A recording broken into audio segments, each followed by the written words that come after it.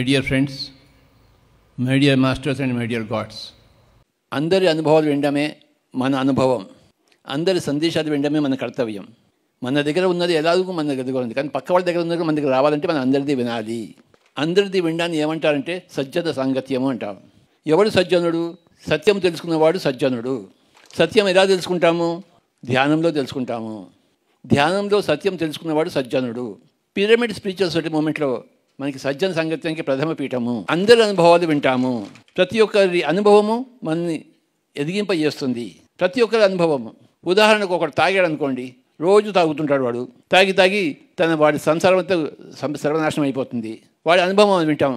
నాయనా, నేను రోజు తాగాను, నా సర్వనాశనం అయిపోయాను, మీరు తాగొద్దు అని చెప్తాడు వాడు. అంటే వాడు తాగుబోతు యొక్క అనుభవం మనకి లాభం చేస్తుంది. వాడు తాగుబోతు అనుభవం వినకపోతే మనం కూడా తాగుతూనే ఉంటాం. ప్రతి ఒక్క తాగుబోతు అనుభవం మనకి లాభం చేస్తుంది.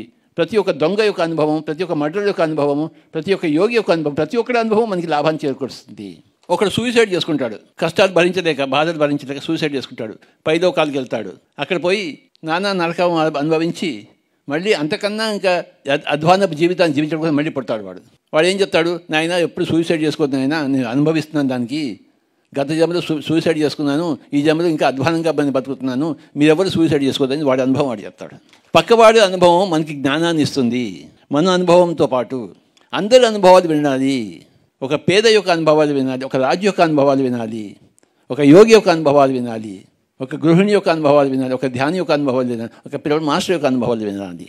అందరి అనుభవాలు వినాలి. అందులో సజ్జనుల సంగత్యం మహాసంగత్యము. సత్యం తెలుసుకున్న జనులు సత్యం చెప్తారు.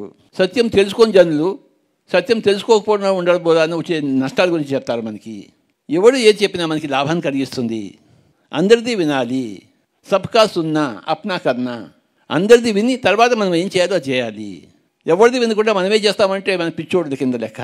అందరిది వినాలి, మంది చేయాలి. అందరిది విన్న తర్వాత మనం ఎంతో బాగా చేస్తాం. మంది అన్నీ విన్నాం కదా, అందరి చరిత్రలు తెలుసుకున్నాం కదా, ఏం చేయకూడదో తెలుసుకున్నాం, ఏం చేయాలో తెలుసుకున్నాం, ఏం చేస్తే ఏమవుతుందో కూడా తెలుసుకున్నాం. పిరమిడ్ స్పిరిచువల్ సొసైటీ మూమెంట్లో సజ్జన సంగత్యానికి ప్రథమ పీఠము. సత్యం తెలుసుకున్న జనులు సజ్జనులు.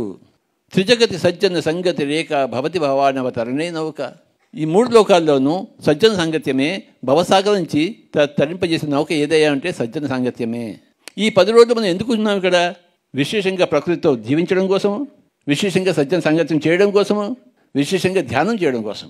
3, ప్రకృతితో జీవించడం కోసం, అందరితో సజ్జన సంగత్యం చేయడం కోసము. ఎందుకంటే వచ్చిన వాళ్ళందరూ సజ్జనులే. ఇక్కడ సత్యం తెలుసుకున్న జనులే. ఇక్కడ ఉన్న వాళ్ళందరూ సత్యం తెలుసుకున్న వాళ్ళే. ప్రతి ఒక్కరితో మనం కలిసి మాట్లాడి నేర్చుకోవాలి, తెలుసుకోవాలి. దాని పేరు సజ్జన సాంగత్యము. తర్వాత ఈ ధ్యానం చేయడం కోసం వచ్చాం. ప్రకృతిలో 3 విషయాల కోసం వచ్చాం మనం.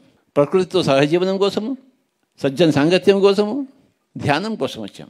విశేషంగా ప్రకృతితో జీవించడానికి కొండలతో, అడవులతో, చెట్లతో, ఈ గాలితో, ఈ ఆకాశంతో, విశేషంగా అందరి సజ్జనులను కలుసుకొని అందరి దగ్గర నేర్చుకుంటాం, అందరిది వింటాం, అందరికీ చెవులు అప్పగిస్తాం.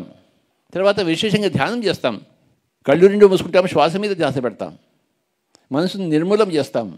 10 రోజుల ప్రకృతి సహవాసము, 10 రోజుల సజ్జన సాంగత్యము, 10 రోజుల ధ్యానంతో మనం తిరిగి ఇంటికి వెళ్తాము.